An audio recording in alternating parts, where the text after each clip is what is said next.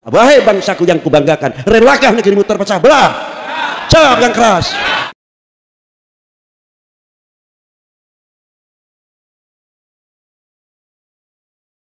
Assalamualaikum warahmatullahi wabarakatuh.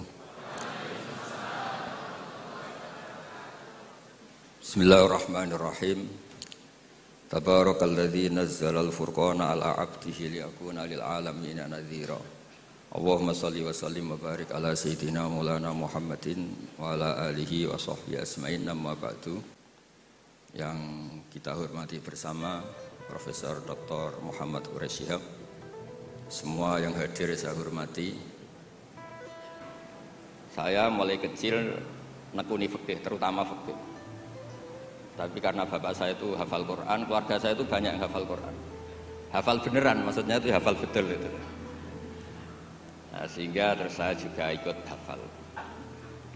Nah, kenapa judulnya seperti ini? Ini makalah nanti di taskhih istilahnya pondok bareng-bareng Pak Quraish. Jadi Indonesia yang damai ini nggak lepas dari peran kitab-kitab yang datang ke kita, datang ke Indonesia. Misalnya arti kemenangan. Arti kemenangan itu tafsir yang datang ke kita. Ini yang paling terkenal kan tafsir Munir, karangannya Syekh Nawawi Al-Jawi. Itu beliau menyebut kemenangan umat Islam itu kemenangan logika. Logika bahwa alam raya ini dimulai dari satu Tuhan yang berstatus wajibil wujud. Tentu lebih masuk akal ketimbang logika yang lain. Misalnya logika nihilisme, bahwa alam ini dimulai dari ketiadaan. Karena itu melahirkan satu teori ketiadaan menciptakan yang ada. Jadi nanti membingungkan, ada teori al-adamu yakhluqu maujudan. Sesuatu yang enggak ada itu menciptakan yang maujud. Itu tentu enggak ketemu nalar. Ini saya baca ya, nanti di taskhih Pak Quraish. Awal makalah, saya baca Arabnya. Jadi yang pernah kuliah di Fakultas Syariah ini dosennya banyak yang santri saya ini, tapi nggak berani baca depan saya. Nanti kalau salah langsung dipecat sama Pak Rektor. Saya di sini itu mulai tahun 2000 sama Profesor Jenny. Dulu belum Rektor itu Pak Fatul Wahid. Tahu-tahu jadi atasan saya ini. Nggak bener, tapi nanti di akhirat atasannya saya lagi nanti. Karena yang bisa nyafaati itu orang hafal Quran itu, jadi harus. Saya baca ya. Kata Syekh Nawawi, wa may yatawallallaha wa rasulahu walladzina amanu fa inna hizballahi humul ghalibun. Siapa yang mempertuhankan Allah, mengikuti semua aturannya Allah, seterusnya terus pasukan Allah itu pasti menang.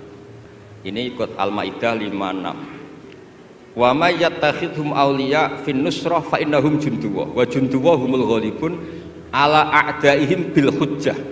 Fa innaha mustamirratun abadan amma bisaulah wa daulah faqat yuhlabun. Jadi kemenangan umat Islam yang permanen itu kemenangan logika. Kalau kemenangan perang, kemenangan bernegara, kemenangan sosial, orang Islam ya pernah kalah. Zaman Nabi Sugeng saja pernah mengalami kalah periode Mekah. Ketika periode Madinah juga pernah mengalami kalah di peristiwa perang Uhud. Tapi kalah-kalah sosial ini tidak ada pengaruhnya dengan kalah secara logika. Logika bahwa alam ini dimulai dari satu Tuhan wajibil wujud tentu lebih mudah dicerna.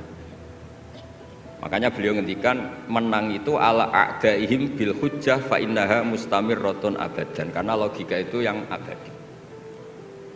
Artinya gini, ketika kita secara sosial ekonomi kalah, mungkin secara apa kalah, meskipun kita tidak ingin kalah, tapi jangan pakai ukuran itu.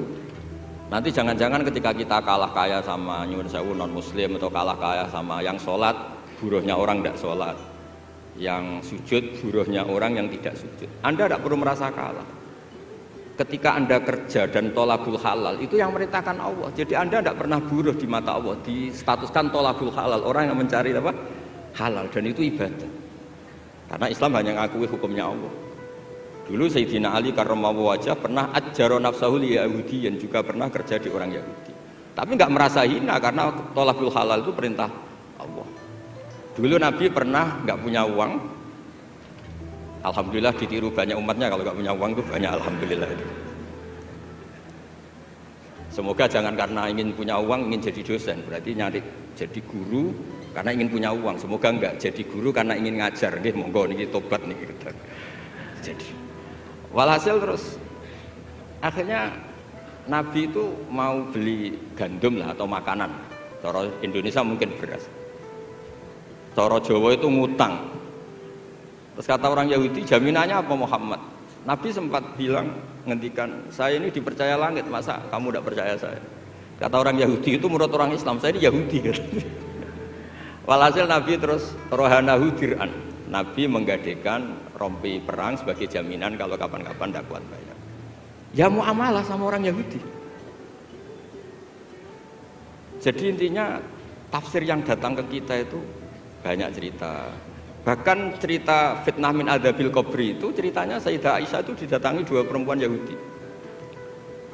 Sayyidah Aisyah itu dermawan sekali. Ya memang orang-orang soleh itu jubila auliya wala sakha. Orang soleh itu pasti dermawan. Karena sering dikasih, terus si orang Yahudi, perempuan Yahudianya ini mendoakan semoga kamu diselamatkan dari siksa kubur. Sama sih ingat redaksi di kitab Bukhari itu. Walam an'am an usaddiqahuma, kata Sayyidah Aisyah, saya tidak nyaman membenarkan dia karena 2 orang ini orang Yahudi. Setelah Nabi datang terus diceritani sama Sayyidah Aisyah, itu benar bahwa nanti memang ada adzabil qabri. Semenjak itu ada isti'adzah min adzabil qabri. Allahumma inni a'udzubika, seterusnya sampai min adzabil qabri wa min fitnatil mahya. Dan masih banyak lagi cerita-cerita sosial Nabi yang Nabi tertawa-tawa ketika orang Yahudi bilang nanti pas kiamat itu kan hancur semua Muhammad. Lalu orang-orang sudah mati diletakkan di mana? Pokoknya terus orang Yahudi cerita-cerita, terus Nabi tertawa-tawa, fadhika hatta badat nawajiduhu tasdiqan lima qalahul habru. Nabi tertawa-tawa, oh iya benar. Semenjak itu ada ilmu bersama bahwa kalau orang Yahudi, orang Nasrani cerita ilmiah itu la tusaddiquhum wa la tukadzibuhum. Kamu jangan ngambil sikap membenarkan, juga jangan sampai ngambil sikap mendustakan. Kamu benarkan jangan-jangan pas yang muharraf, yang tipuan.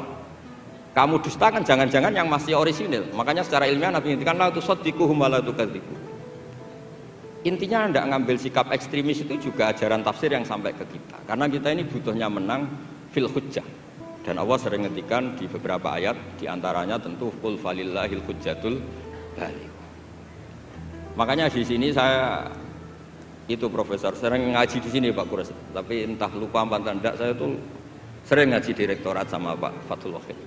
Harusnya sudah jadi kiai karena sering ngaji sama saya.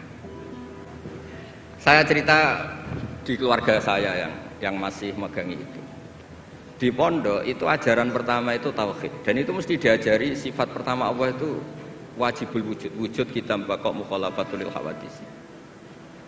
Dan mereka sering beri contoh. Kenapa tafsir Munir bismillahirrahmanirrahim? Pertama yang diterangkan oleh tafsir Munir Senawi Al-Jawi. Kenapa Al-Qur'an dimulai dari ba? Dan ba dimulai ada titiknya 1. Itu Allah seakan-akan mau maklumatkan bahwa awwalu hadil mawjudat adalah nuqtah wahidah. Pertama wujud, kamu gambar apa saja, saya sering cerita ini tak ulang-ulang. Kamu gambar apa saja, entah gambar jelek, entah bagus, tetap dimulai dari 1 titik.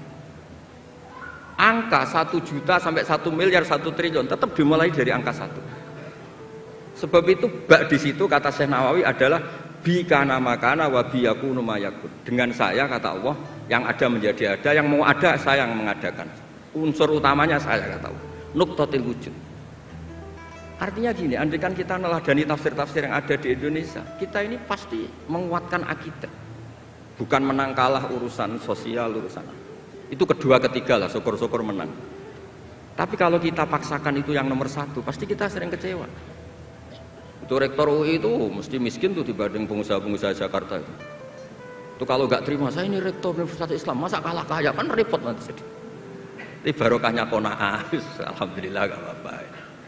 Ya jadi jelas ya di sini beliau ngendikan yang menang hujjah itu fa innaha mustamirratun abadan. Logika itu mustamirratun abadan. Dalam kitab Fathul Bari sarahnya Shahihul Bukhari dijelaskan kemenangan umat Islam itu iltidza dan aklian. Kita punya akidah yang secara akal tuh nyaman. Coba Anda misalnya jadi muslim, Anda mungkin profesor, kayak alim, kayak top. Terus ditawari satu teori begini. Hadil maujudat khalaqahal adamu misalnya. Ini yang alam nyata ini, penciptanya adalah ketiadaan. Kamu pusing 7 keliling. Ini gimana sesuatu yang ada kok penyebabnya ketiadaan? Sebab itu dulu ada sahabat namanya Jubair bin Mut'im. Itu tokoh besar di kafir Quraisy. Saking tokohnya dia yang jadi utusan untuk membebaskan Asra Badrin, tawanan Badar. Pas dia nginep di masjid nunggu ketemu Nabi, Nabi pas sholat maghrib baca wattur wa kitabim mastur fi raqqim mansur. Didengerin sama dia sampai pada ayat am khuliqu min ghairi syai'in am humul khaliqun. Masa alam raya yang seluas ini kemudian diciptakan tanpa sebab yang ada? Atau kamu-kamu yang enggak mengakui Tuhan itu kamu pencipta langit dan bumi? Am khalaqus samawati wal ard bal la yuqinun. Nangis dia. Nangis terus sungkem masuk Islam. Sampai ngendikan fakaan nama sudi qalbi. Sebagian riwayat kada qalbi ayatir. Dengan logika yang dibangun Quran itu hampir habis, saya habis. Karena Quran sangat demokratis. Qul ara'aytum ma tad'una min dunillah aruni ma khalaqu minal ardi am lahum syirkun fis sama. Kalau Anda merasa jadi Tuhan enggak apa-apa. Tapi tunjukkan reputasi Anda. Apa Anda menciptakan langit bumi? Apa ketika saya bikin langit kata Allah kamu ikut urun? Saya sering cerita apa kamu ikut nyumbang semen pas saya bikin langit? Enggak kan? Malah sebagian ayat Allah ngendikan ma asyadtuhum khalqas samawati wal ard. Mereka-mereka yang kamu tuhankan ketika aku bikin langit bumi, mereka di mana? Membantu saya apa kata Allah? Kok enak tahu-tahu jadi Tuhannya bumi, enggak ikut bikin, ikut jadi Tuhan gitu. Itu habis Jubair bin Mut'im. Akhirnya masuk Islam. Artinya gini, ketika Islam belum kuat, masih banyak ashabis sufa yang miskin, mondok saja numpang Nabi. Itu hujahnya sudah menang. Makanya kata Syekh Nawawi, yang mesti menang itu hujah fa innaha mustamirratun abadan. Ya dicicil aja satu aja ya, nanti kapan-kapan ketemu lagi. Terus ini yang agak rileks, ini yang spesial. Saya itu jarang pergi sama istri saya gara-gara memang adatnya gitu. Saya karena suan Pak Kores tadi istri saya ikut karena Pak Kores juga bawa istri. Ini spesial betul. Biasanya saya nggak pernah karena adat keluarga saya itu ya begitu. Ya jadi saya mohon semohon-mohonnya nanti Pak Kores bisa nerangkan panjang lebar. Jadi terus yang kedua ya dua aja lah dua. Ya ayyuhalladzina amanu sabiru. Di sini dijelaskan ala masyaqqatil istidlal fi ma'rifati tauhid wan nubuwah wal ma'ad. Wa ala masyaqqatis istinbatil jawab an syubuhati nahwil falasifah. Wahai orang-orang yang beriman, bersabarlah kamu. Di sini artinya sabar itu apa? Membuat logika yang mudah difahami banyak orang, kemudian orang itu mencintai Allah dan Rasul. Dulu itu ada orang Bedui. Ketika Imam Asy'ari berpendapat, iman yang diterima itu imanul mufakkir, bukan imanul muqallid. Enggak boleh taklid buta dalam iman. Terus ditentang banyak orang. Dulu zaman Nabi banyak orang Bedui imannya diterima. Terus kata Imam Asy'ari, coba kamu jalan-jalan di kampung. Ternyata orang kampung ketika ditanya, bima arafta rabbak? Kamu selalu ngurusi ternak, ngurusi sapi, unta. Lalu kamu tahu Tuhan kamu dari mana? Jawabnya orang Arabi ini, al-ba'ratu tadullu alal ba'ir wa atharul aqdam yadullu alal masir. Ada kotoran ya ada sapinya. Kalau ada bekas orang lewat ya pasti ada yang lewat.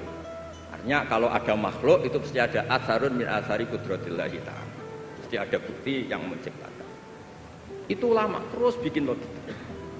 Lah yang saya sering cerita paling populer di kitab saya punya kitab namanya Nailul Ma'mul, karangannya Syekh Mahfud At-Turmusi, itu orang Indonesia juga.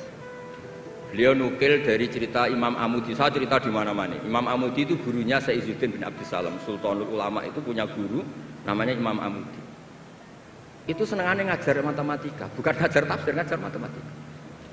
Terus ketika beliau meninggal, muridnya tanya. Tadi Profesor Kures juga cerita mimpi. Ini saya cerita mimpinya Imam Amudi. Ma fa'ala bika rabbuk, yang diperlakukan Tuhan kamu itu apa? Anda hanya pengajar matematika. Terus kata Imam Amudi, ternyata ketika Allah ketemu saya mengumpulkan banyak malaikat, disuruh ngajar saya. Saya masih hafal teksnya. Istadilla ala wahdaniyati bi hadrati malaikati. Coba kamu terangkan cara menemukan saya bahwa saya ini satu di depan para malaikat. Kalau malaikat kan sudah tahu karena bawa aras, bawa surga neraka. Terus kata Imam Amudi, beliau ngendikan semuanya adalah, beliau ngendikan angka itu 2, 3 sampai 1 triliun sampai berapapun, nisbatu dzalika ilal wahid nisbatul far'i ilal asli. Angka itu entah 2, entah 4, entah 1 miliar, 1 triliun. Dibandingkan angka 1 tetap namanya nisbatul far'i ilal asli. Tetap semuanya itu tabang dari angka 1. Fathabatal wahid jalla jalaluh. Maka yang mesti abadi, yang mesti ada al wahid jalla jalaluh. Allah senangnya bukan main. Loh ini lo pinter, nggak jadi malaikat sudah ngerti kalau saya ini satu. Nah, itu ya pinternya ulama. Isbiru ala masyaqqatil istidlal fi ma'rifatit tauhid.